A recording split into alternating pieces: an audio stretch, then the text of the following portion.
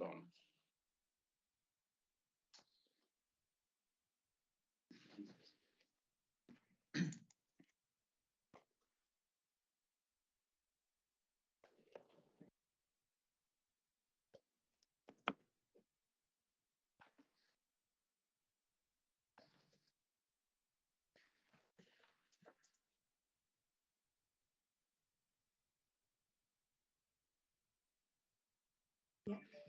Okay, welcome everyone. Welcome online and welcome in the room. Let's start our cabinet meeting. Do we have any apologies for absence? Thank you. Do we have any declarations of interest? Okay, let's move on to the first item, UK Shared Prosperity Fund update, the allocation of Monmouthshire funding. Paul, Councillor Griffiths, would you speak to this, please? Yes, I think the Cabinet, in one sense, is coming to the end of a journey with this Shared Prosperity Fund. You've had several reports before you previously, and in terms of approving the projects that we'll fund, this is the end of the journey. In Appendix 1, you have a list of projects, and the recommendation is that you approve those projects. Those projects, I believe, are well tested. They've been nurtured, fostered by the staff of the authority. I want to thank in particular Kath Fallon and Hannah Jones for the work that's been done in allowing these projects to be brought before Cabinet. They are a very sensible mix. In part, they are projects which are well proven and are being developed from, not the same as, but being developed from projects funded in previous programmes. So well tested by experience, learning from that experience, and well justified in taking them forward. In other part, they are innovative, they are new, they've been brought forward by various groups in the community and have been rigorously tested by a process of assessment involving mainly our officers, but also ourselves as Cabinet members. They're a mix in that sense of the tried and tested and the innovative. They're also a mix across the criteria of the fund in that they've got a balance of projects, those which develop skills in our economy, those which support the businesses in our economy, and those which support community action and community groups in Monmouthshire. So a complex process, an intense process. The result is a proposed set of projects which I commend to Cabinet, and I ask Cabinet to approve. Thank you, Paul. Does Cabinet have any comments they'd like to make? Or would like to ask a question of Councillor Griffiths?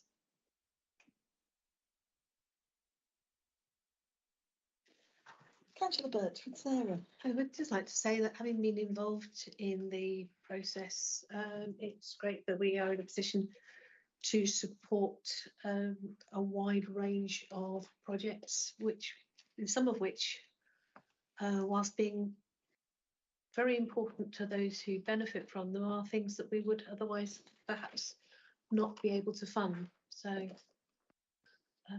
and particularly in the areas of the arts and tourism, where we need to strengthen the vibrancy of and support the economy in the county. So I'm very glad that we're in a position to allocate this funding.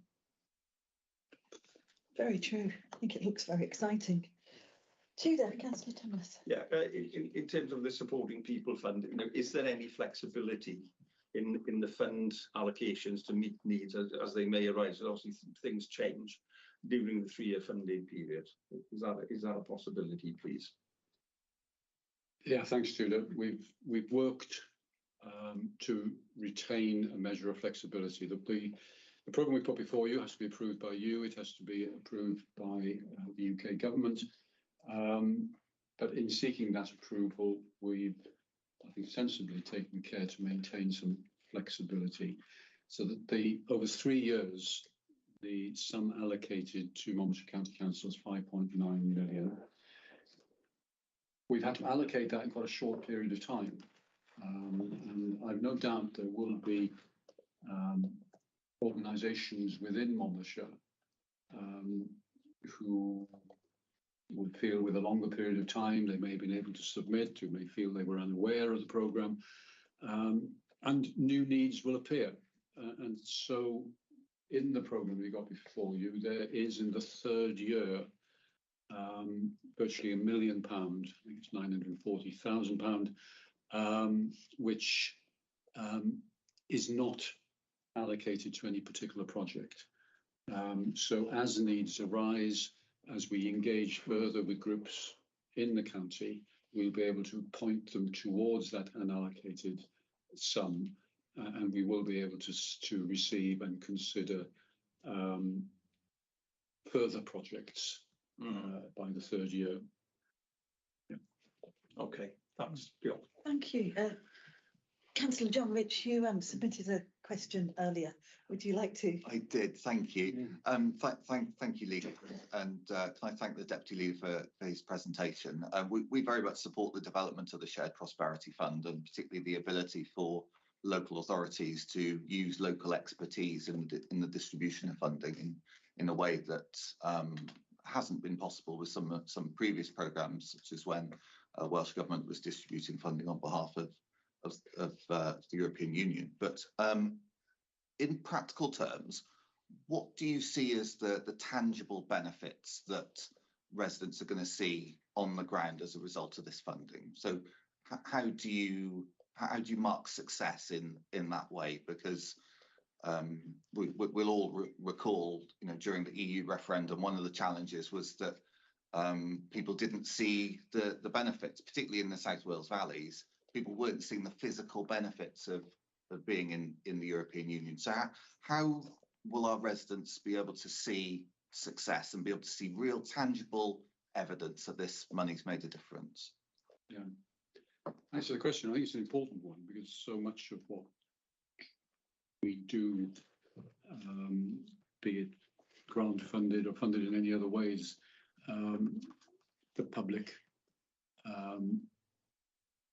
do not appreciate the benefits of the actions that are undertaken, and that's always a challenge of us to explain. It's not their fault, it's our fault.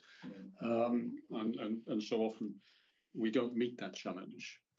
And this will be particularly difficult because the success will be measured project by project. They'll never be able to sort of wake up in the morning and say, thank heavens for the Shared Prosperity Fund. But insofar as someone in their family has had their skills enhanced by a programme funded by this, insofar as that they've been to an arts festival or participated, and that would be more important, in an art festival, insofar as they are a business which has directly benefited from some part of the project, an energy saving project or whatever, they will feel the benefit. Again, I suspect we've got a challenge for them to actually associate that benefit with either the county council or with the Shared Prosperity Fund. They think these good things come from heaven or somewhere. My experience of all local authorities, and this one as well, is that we're actually very bad at associating. Very bad, it's too strong. We're not always good enough at associating the good things that people feel from actions that we undertake with the authority or with the programme. And I think we've got a challenge to do that. We failed in that challenge with the European programme, and that didn't mean, in my view, that the programme was always a bad one. But all the evidence was that people did not associate this particular skills programme or capital programme or whatever it is, no matter how many badges we put on them, they didn't associate that programme with either the European Union or the authority or the web. So we've got a challenge there. Yeah, no, definitely. Thank you. And secondly, not dissimilar question, but in terms of the regional investment plan, and absolutely agree that we should be working in partnership with neighbouring authorities, particularly within the Cardiff Capital Region, where we have absolutely shared goals, shared priorities, and there are benefits for our residents working together. And I'm not being parochial in asking this question, because I do recognise that what's good for Torfaen and what's good for Caerphilly is also good for Monmouthshire, given the proximity. But what do you see as the specific benefits for residents in Monmouthshire of that regional investment plan? Again, there'll be many, and we'll identify them project by project. But I'll give one example. I mean, a substantial part of the regional allocation will go to tourism. And I particularly want us as Monmouthshire County Council to get our arms around that programme. But it is right, it seems to me, that it is a regional programme to complement our local efforts, because tourists, whether they come from various parts of the United Kingdom or from elsewhere in the world, don't choose to come to my town, Chepstow, or even to Monmouthshire. They are as likely to choose to come to South Wales or Wales. So the challenge is to make the region attractive, and having made that attractive, to make sure that those people who arrive by plane in Cardiff or coach to wherever are fully aware also of the benefits of making Monmouthshire part of their tourist experience. So it's not, they don't compete with one another, they actually complement one another. And I think that's how we've got to approach these regional programmes. Maximise the local benefit, but understand that we can't achieve that local benefit without regional success. Yeah. Thank you. Thanks, Councillor John. Okay, I think we can move to the recommendations and whether or not we approve of this going forward.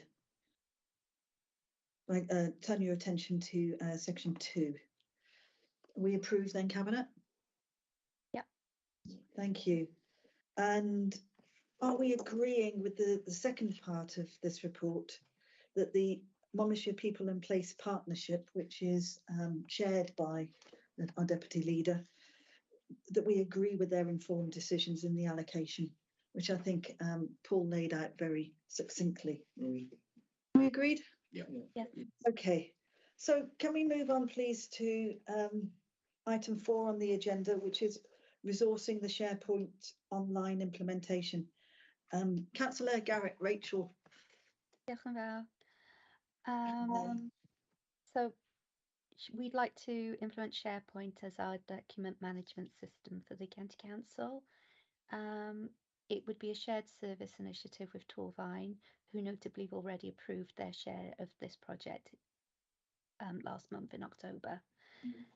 At this point, as a council, we don't have a formal document management system. And this is an issue in terms of information security, when you consider the tenets of information security of confidentiality, integrity and availability. At the moment, our filing systems aren't formal and document versions are not managed through a formal document management system. Moreover, a central cloud-based storage is needed. The implementation of SharePoint as part of our Office 365 suite of programs would facilitate continued workforce mobility, as well as improving our data security, which is important as well as being a legal duty, and its integrity and our data analysis. It also makes things such as freedom of information requests a lot easier to handle, as well as the legacy of records of the council. It will also facilitate the full use of the Office 365 suite of programs, which are intended to integrate with SharePoint. And as an aside, SharePoint is a very user-friendly system, which is possibly the least complex document management system around, whilst it allows full version control of those documents. So this project relies on external implementation largely after an option study, which is included in the business case, which you have been provided as an appendix and in the paper. And it's clear that as a council, we don't have the full resources and expertise to be able to implement and train staff on the use of SharePoint. We would, however, need to commit some internal resources, which includes one full-time employee who's currently employed in the capacity of Data and Information Systems Coordinator and is in project managing the implementation of SPO, so SharePoint Online. In addition, there's a second Band F resource, which will be needed for about a 24-month period to support the successful delivery of the project and to ensure the transition of SharePoint Online to a business as usual status, which is what we're aiming for. There's likely to be a post-implementation resource requirement to successfully administer the system on an ongoing basis. So this is being sourced partially externally, partially internally, and in conjunction with Torvine. So, as you're aware, we currently share our SRS IT services with Torvine in a collaborative arrangement with Newport as well, and this continues in the vein of ensuring value for money through increased purchasing power. So, in the paper, you've got a total cost breakdown, which is a total bid cost of £534,465 plus an internal resource cost of £176,417. Sorry about that. That brings us to a total of £710,822. That's split equally between our two authorities, between ourselves and Torvine, to give us a total of £355,441 as Monmouthshire County Council's share. So this paper is asking that we agree for funding, of £355,441 to be drawn down from our ICT reserves, which are there for the implementation of database project, and that would allow us to implement the SharePoint Online and facilitate the workforce mobility, the data security, the data analysis, and the extended use of Office 365 business tools. So this would include the funding of the internal resources, and put it to you, Cabinet, that could we release this funding? Thank you. Thanks, Rachel. Are there any comments? I think this is fairly straightforward, and we've been briefed on this before, Cabinet. It's an investment that we have to make, and it's an investment that's going to make us more effective and efficient, and given the challenges we face, it's one that is absolutely necessary, I think. So are we agreed that this funding of £355,441 is drawn from reserves? Okay, thank you. So with that, let's move on to the next item, item 5, which is a county, for Monmouthshire to become a county of sanctuary, really building on the fabulous work that we do as a council, but also our many residents and community groups are so much part of.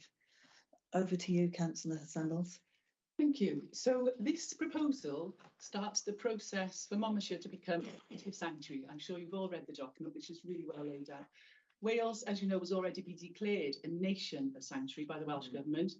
We already have a town of sanctuary in Monmouthshire, which you all know is Abergavenny since 2016. Newport, Cardiff and Swansea are just a few of the Wales cities of sanctuary. So for Monmouthshire to formally commit to becoming a local authority member of the network puts our vision as a county out there. Monmouthshire will be proud to be a welcoming place of safety for all and offer sanctuary to people fleeing violence and persecution. I hope Cabinet will support the proposal. Do we have any questions, Cabinet?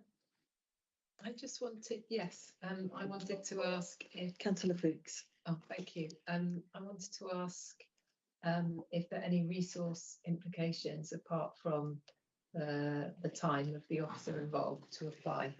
Apparently, no, it's literally just officer time. However, if there are any small costs associated with it. It'll be taken from the equalities and the Welsh language budget, but Right. it's not sort of anticipated that there will be. Thank you. That's important given the pressures the Yes, budget is facing. Rich, Councillor John, you had a question. Yes, I did. Thank you. And absolutely support the report. Thank you for bringing it forward.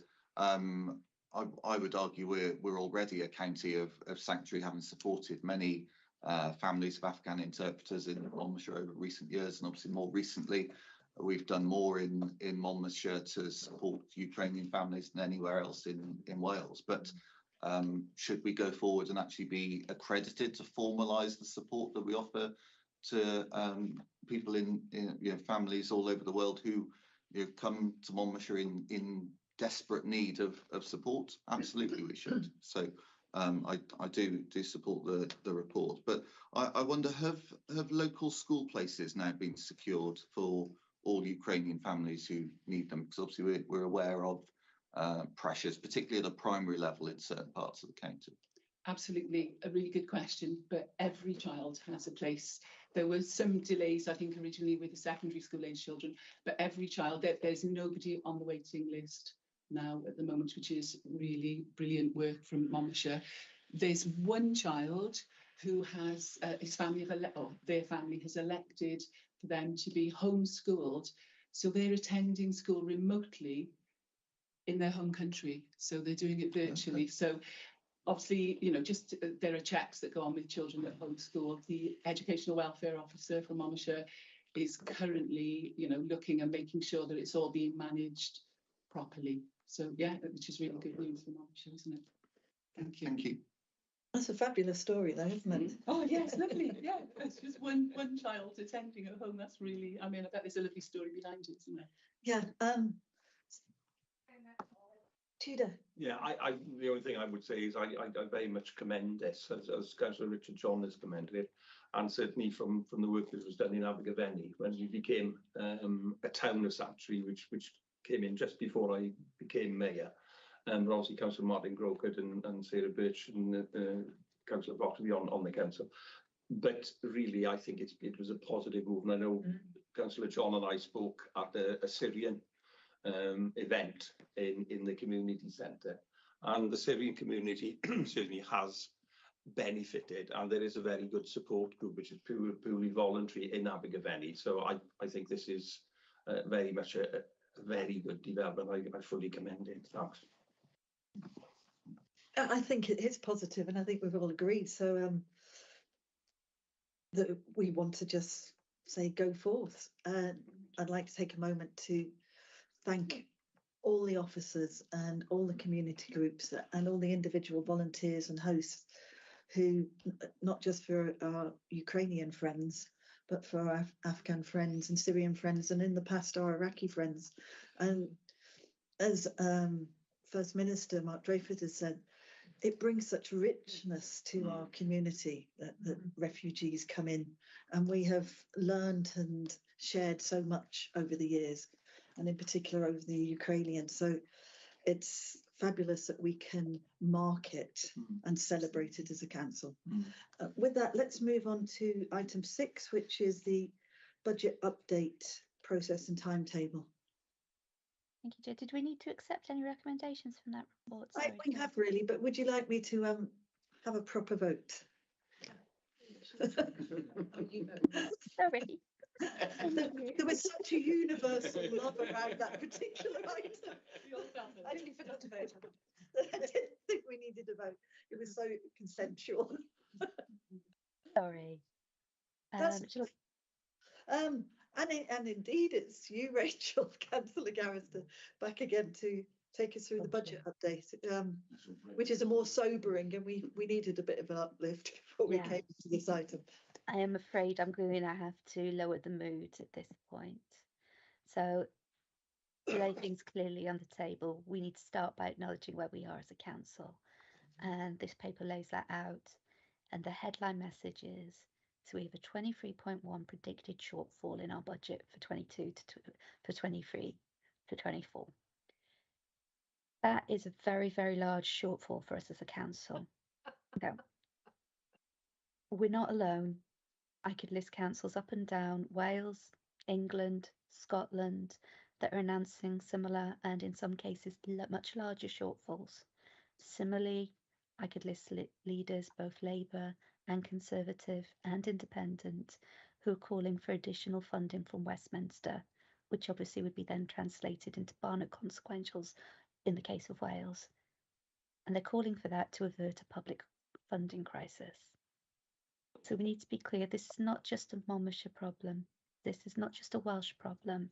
This is an endemic UK problem in funding shortfalls for councils.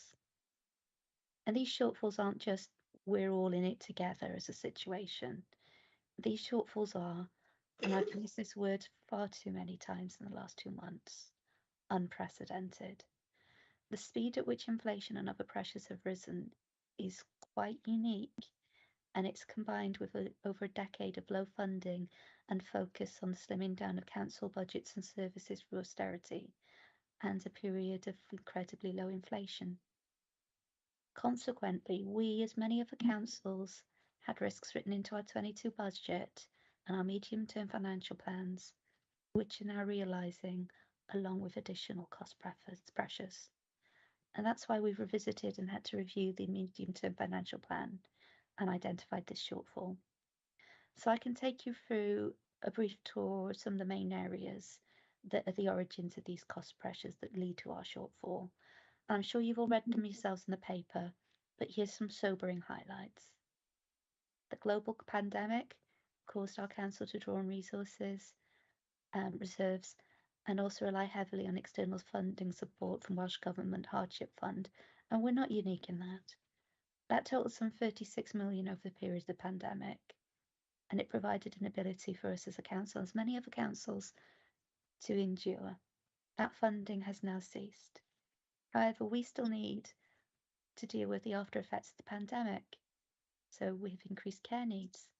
We have legislation which has quite rightly placed duties on councils to combat homelessness in a more positive way, but does not enjoy full funding. And we're also dealing with the effects of Ukraine. The activities in Russia in the run-up to its invasion started a spike in energy prices through its involvement with OPEC, which limited the production of oil post-pandemic. Further sanctions on gas have also affected energy prices, and we are, as my colleague Councillor Sandals has presented you, also hosting additional refugees who are escaping a brutal and unjust war in Ukraine. Both the pandemic and Brexit have led to supply scarcity and exacerbated inflation. CPI hit 10.1% in September, and RPI, which continues to be recorded, is more approaching 12%. Meanwhile, the Bank of England base rate is set at about 2.25% after years of record lows. The UK as a whole is facing full employment, and that means the job market is increasingly difficult in terms of filling vacancies, and market rates are spiking. Similarly, we have a duty to pay our employees, and we are a living wage employer. Our anticipated pay awards are expected, therefore need revising under the medium-term financial plan for realism based on inflation for the next year. Meanwhile, the effects of Liz Truss's 6 weeks of government did have an effect on the UK economy, which again affects our treasury funds. And again, the cost of living living crisis means that there's reduced demand for income generating services, whilst debt recovery by us is challenged. It goes on, but it can be summarised as inflation, sparse supply chains, a fully implied labour market, an energy crisis, spiralling interest rates, and contracting economic growth. It's a perfect storm. In terms of going forward, we're waiting for the outcome of the 17th of December autumn budget from the UK Chancellor. That's already been telegraphed as likely to include public spending cuts. Here at home, Welsh Government has indicated a likely increase in 23 to 24 and 24 to 25 of 3.5% and 2.4% respectively for our funding as a council. you will note that this does not go halfway to keep up with inflation, not even halfway. So this gives us a measure of uncertainty, and the GA is continuing to lobby Welsh Government for more funding.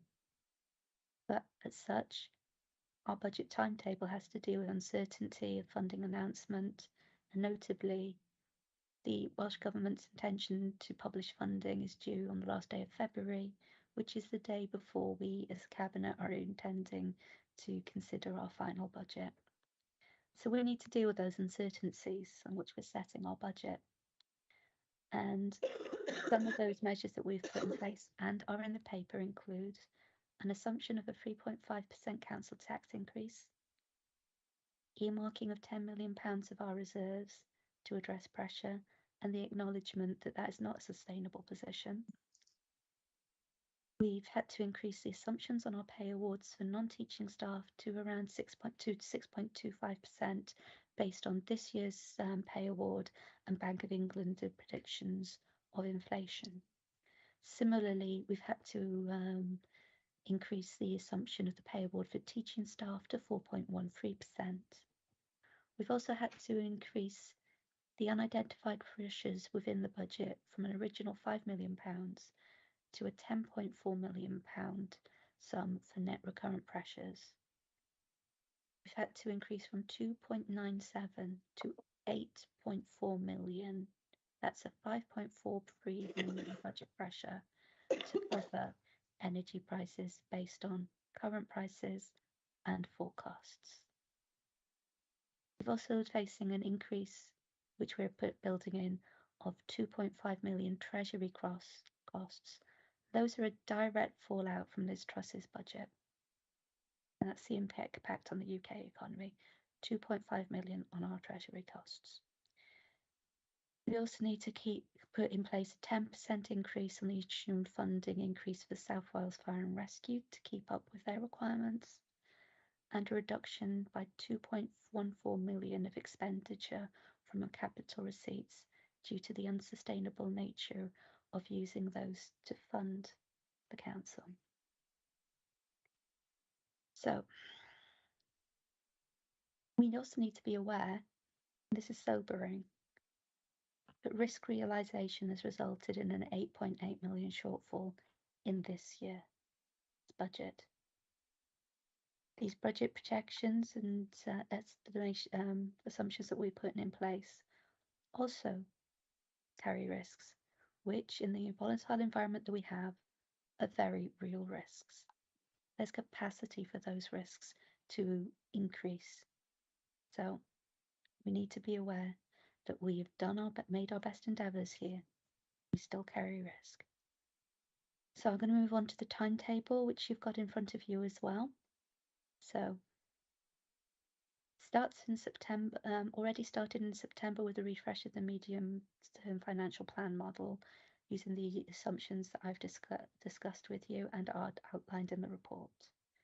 The outline pressure and saving mandates have been produced for Cabinet for scrutiny in November. The report on the budget process and timetable is here with us today. Then the final pressure and saving mandates are to be produced in December, as are the budget assumptions, pressures and savings undergoing further Cabinet scrutiny in December. On the 13th of December, we need consideration of the Welsh Government provisional settlement, and for the 14th of December, we need to set our council tax base.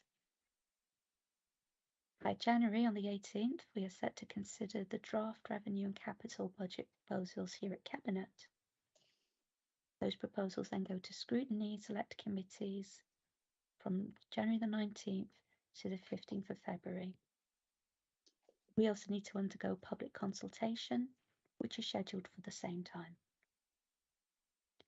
Then there's consideration of scrutiny, consultation, final pressures, savings and assumptions, which we need to carry out on the 21st of February. We get to consider the final settlement offered by Welsh Government on the 28th of February when it is announced. And as mentioned earlier, we consider our final budget proposals on the 1st of March. And then formal council tax resolution and budget proposals go on the 9th of March. So to sum up, what we're being asked to do here is to note those unprecedented challenges which I've attempted to describe and outline, and which are described in detail in the paper. To adopt the timetable that I've just described, and again is included in the paper, and also to note that the Chief Executive, as the head of paid service, will be issuing all necessary statutory and non-statutory employment consultation in respect of the staff and implications of the budget preparation. It's a serious one. Thank you very much, Cabinet. I'm going to hand it back to you, Chair. Thank you, Rachel. I think that's very clear. I think we have been clear for some time now of the depth of the challenge that is facing the whole council. And I'm sure Cabinet members have some questions or observations they'd like to make in receipt of this report. Can I open it up?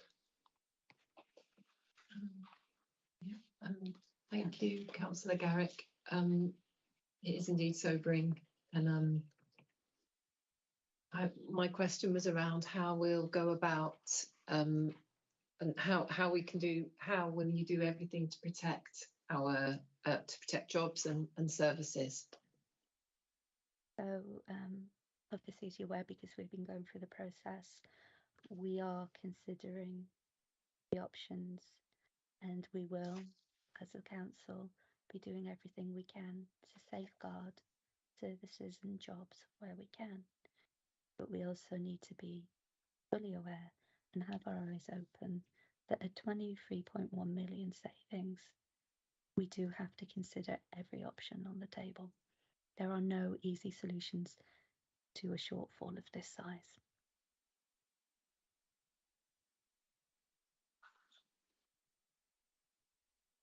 Councillor Griffiths-Paul. Thanks.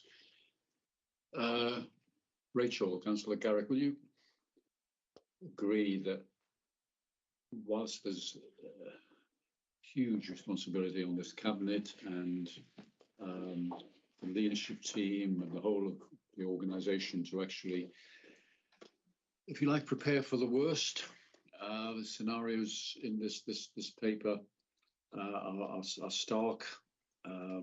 The difficulty of the choices that they would lead to would be obvious to anyone, and we need to face up to that difficulty and to the challenges.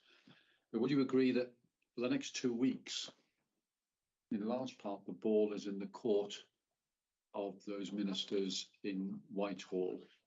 Within the next 2 weeks, Jeremy Hunt, Rishi Sunak, will have to, or will be showing their hand. They will need to listen to the ministers with the responsibility for social care, for healthcare, for schools, for local government around that cabinet table. If they have a deaf ear to what cases those ministers make, then the consequential to Welsh government will be very limited, and the effect on this county will be very, very difficult. If those politicians open their ears to the case for public service spending in those areas, then the challenge facing this authority could be lessened. So would you agree that we look with interest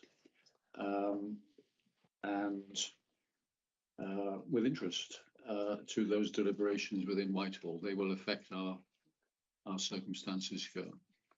Absolutely. Without an increase in public funding, there are going to be councils across Wales, across England, across Scotland who are failing. There's already councils in England that are facing bankruptcy. It is absolutely key that the Chancellor and the Prime Minister make the decision to fund public services through local government in a way that provides services for the citizens of the UK.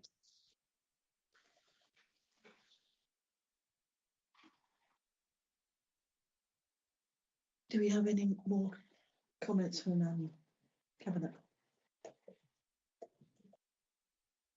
Just one observation, Councillor Garrett. We know that there will be impacts that we will need to mitigate that are both in terms of our commitments to the climate and nature emergency, but also in attempting to reduce inequalities when there's a sense in which, along with every other council, we're facing rising inequalities, but a lowering suite of mechanisms that we can use to address it. How do you think we can, as we set this budget, stay true to our commitments around these areas?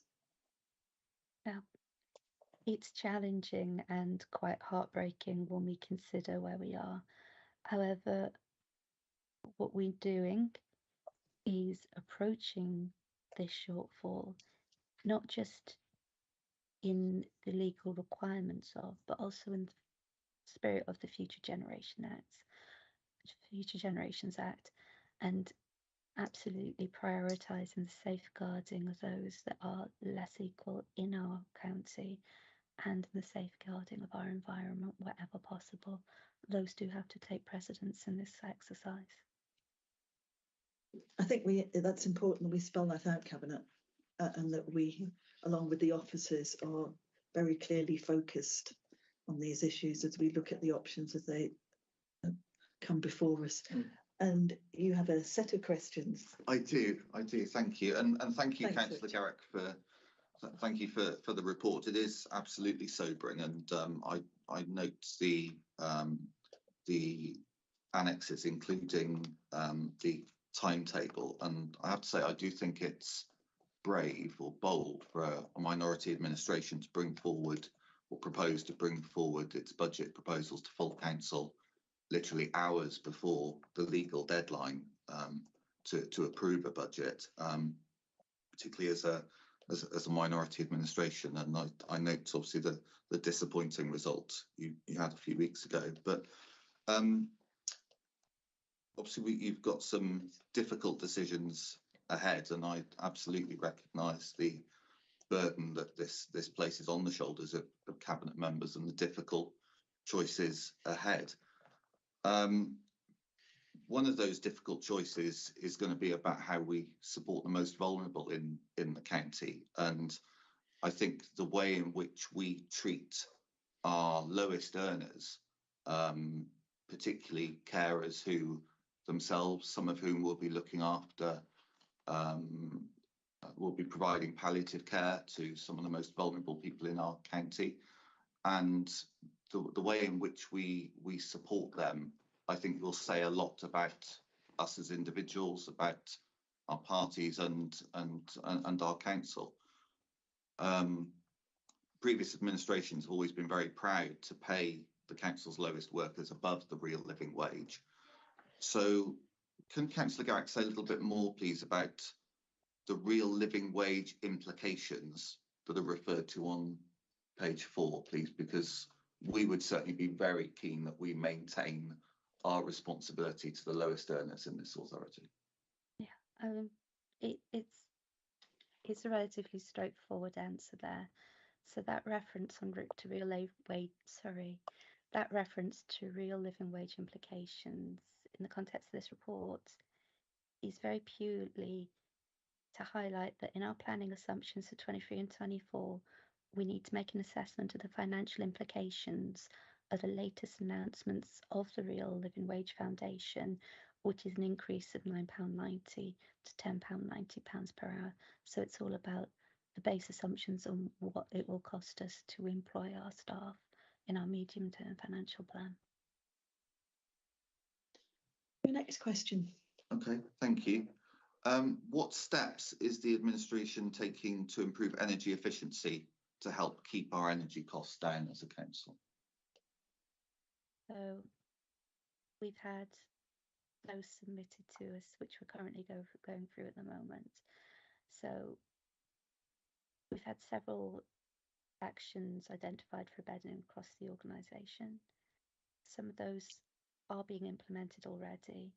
So it includes the optimisation of heating, ventilation and lighting control settings in all buildings, and providing wider access to energy data and best practice guidance to encourage and engage within behavioural change, to the simple things of keeping the heating low where you can, not using lights that you don't need to, and basically incorporating energy efficiency into building management and into maintenance practices. We've also got proposals for additional phases of the county's refit programme to deliver energy efficiency measures and renewable energy installations across the estates. So we've got 20 sites which were upgraded in the last year in phase 1, with measures such as LED lighting and solar photovoltaic panels. We're seeing very much a lot of return on the LED street lighting in that case. We also started out doing decarbonisation surveys and strategy development work streams, and those should now move to identify further opportunities to reduce our energy consumption, costs and carbon emissions. And I think with that, I need to give my thanks to my colleague Catherine Maybe on pushing this, and Francis O'Brien on leading it as the officer as well. So it's a huge commitment that's been driven really, really strongly from the start of this administration. Thanks, Rachel. That's the most comprehensive and slightly uplifting answer in the face of what we are challenged by.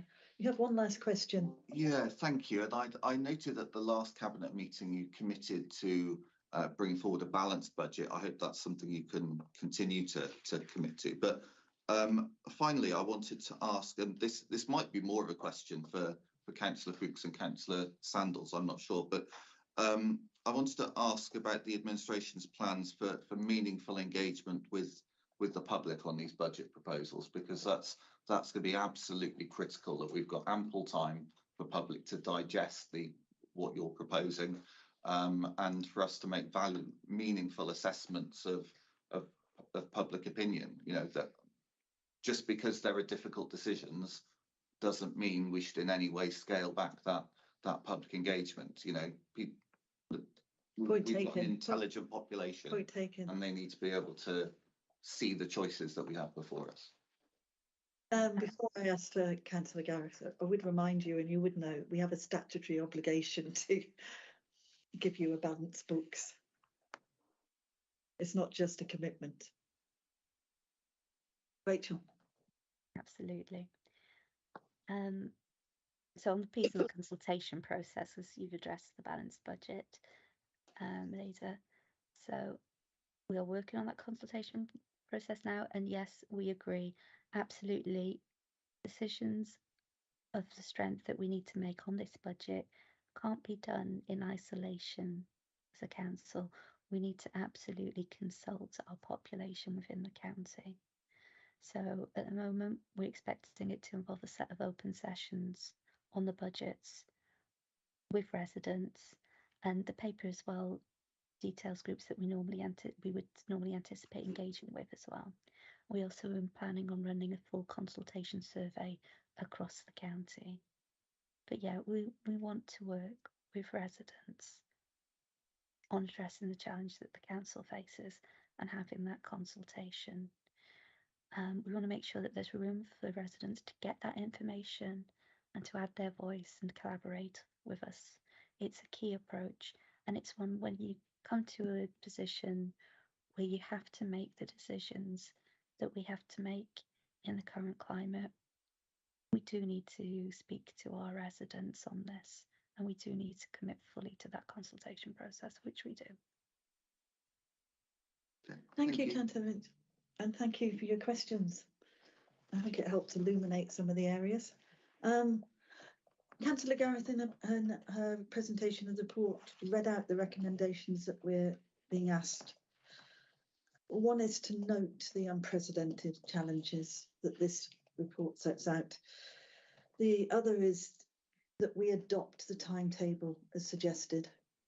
It's a timetable which has been carefully thought out by officers along with Cabinet, myself and Rachel, and one which allows for the very necessary process of engagement, accountability and consultation, both within the council and externally with our residents and organisations in Monmouthshire.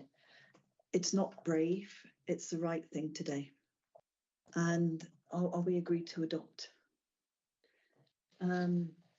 We should also note that our chief executive, as the head of paid services, is going to be issuing all necessary statutory and non-statutory employment consultation in respect of the staffing implications and budget presentation, which we note because we still have the options before us and decisions have to be made. Decisions have not been made yet.